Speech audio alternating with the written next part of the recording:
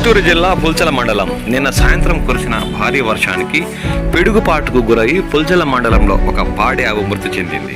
పుల్చల మండలం కావేటిగారిపల్లి పంచాయతీ చిన్నపాటివారిపల్లిలో గురువారం సాయంత్రం పిడుగుపాటుకు పాడి ఆవు మృతి చెందిన సంఘటన గ్రామంలో కలకలం రేపింది.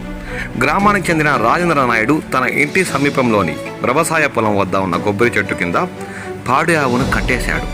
గురువారం సాయంత్రం ఉరుములు మెరుపులతో కూడిన భారీ వర్షం కురిసింది.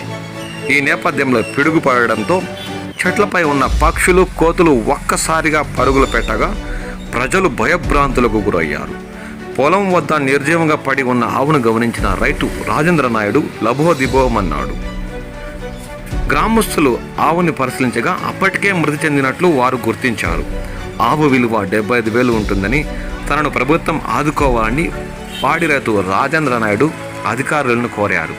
నిన్న కురిసిన భారీ వర్షానికి పుల్చల మండలంలోని మామిడి రైతులకు తీరని కష్ట నష్టాలు ఎదురయ్యాయి.